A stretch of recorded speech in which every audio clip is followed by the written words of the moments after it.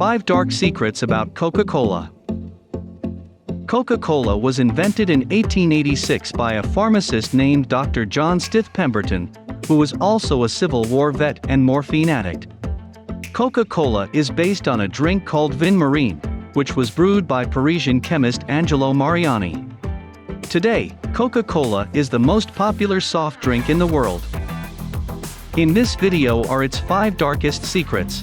5. There have been active actions to ensure that children drink Coca-Cola instead of healthy choices. In the 1990s, many soft drink companies were trying to attract consumers to a very saturated market.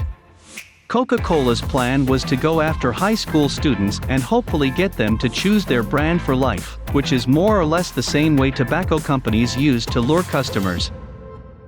In the mid-1990s, Coca-Cola began to sign contracts with schools. In exchange for premiums that were paid to the schools, Coca-Cola wanted exclusive rights to sell its products in vending machines and in cafeteria. The schools, who often worked on tight budgets, usually agreed to do it.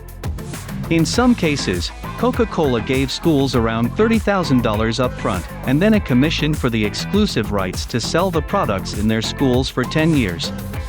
In one case, Coca-Cola donated $90,000 to a school in Syracuse, New York, to build a stadium that had a large Coca-Cola banner on it.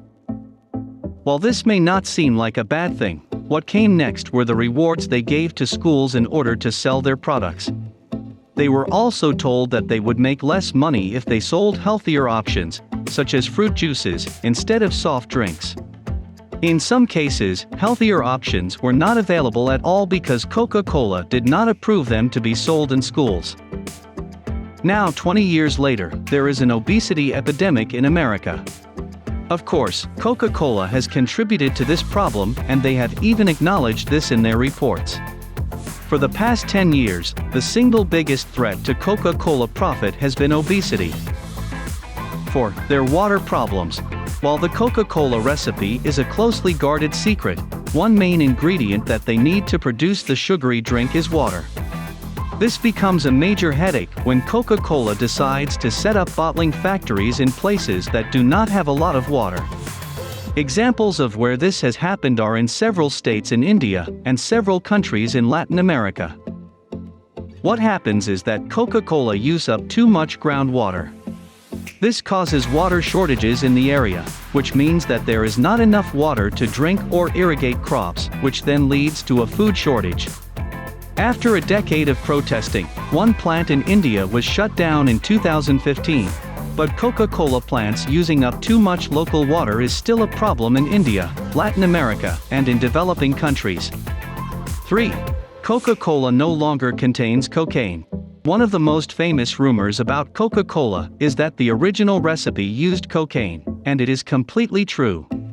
They used coca leaves containing the cocaine alkaloid, which is used to make powdered cocaine.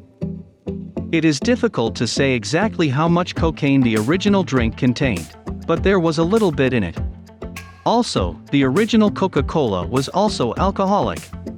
However, in 1886, Atlanta enacted prohibition. So the alcohol was removed and more sugar was added, but the cocaine remained an ingredient in the drink for the next decade. In 1899, Coca-Cola started selling their drinks in bottles.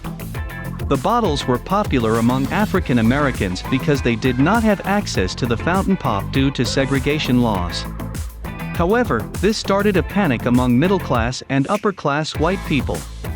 Some very vocal members of those communities were terrified that black people who were empowered by a cocaine drink might start attacking them, and they would not be able to stop them. In response to the fears, Coca-Cola started to remove cocaine from the recipe in 1903, and replacing it with caffeine and even more sugar.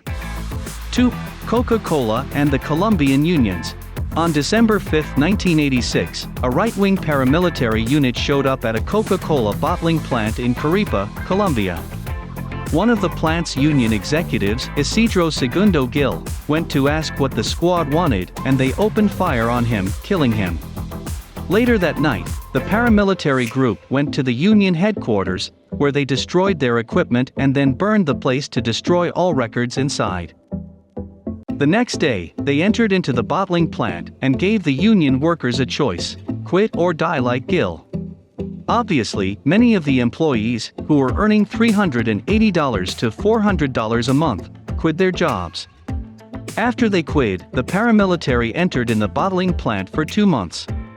When the factory reopened, the union workers were replaced with workers who were paid $130 a month. While there is no conclusive evidence that anyone from Coca-Cola's main office ordered any of the murders, critics point out that Coca-Cola did very little to investigate the murders. In fact, they did not complain to the Colombian government that the paramilitary killed their workers or that they had been squatting in their facility for 2 months. Also, at the time of the assassination, the union workers were trying to negotiate better working conditions with the bottling company Bebidas y Alimentos, which was contracted by Coca-Cola to sell their product in South America. In the years after the murder, Bebidas has refused to negotiate anything with their workers.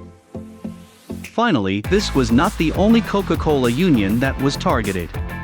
At least 5 other union members working with Coca-Cola were killed in Colombia, and the union members were told to quit or die. In 2001, the union brought a lawsuit against Bebidas and Coca-Cola, but the motion against Coca-Cola was dismissed in 2003. 1. Coca-Cola and Peruvian farmers. As we mentioned, the original Coca-Cola formula contained a small amount of cocaine.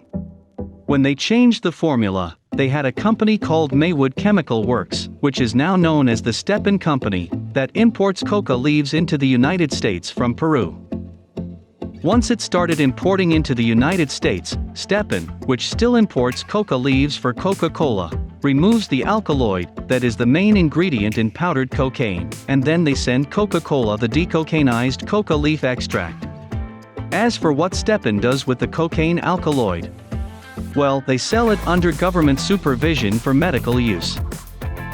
For over a century, when drug laws were enacted, they made special exemptions to allow Coca-Cola to keep importing coca plants, making them one of the few American companies that were allowed to import the coca plant.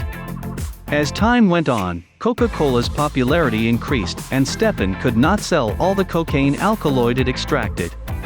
This led to special legislation so that Stepan could destroy the excess cocaine alkaloid under government supervision. The problem is that the coca leaves can be used to make many other products besides Coca-Cola, but the coca farmers in Peru, called cocaleros, can enter the American market only through Coca-Cola because of the drug laws that were passed to ban the importation of cocaine into America. With only one purchaser of their product, cocaleros can do little more than accept Coca-Cola's terms. As a result, farmers stay poor while Coca-Cola makes billions of dollars.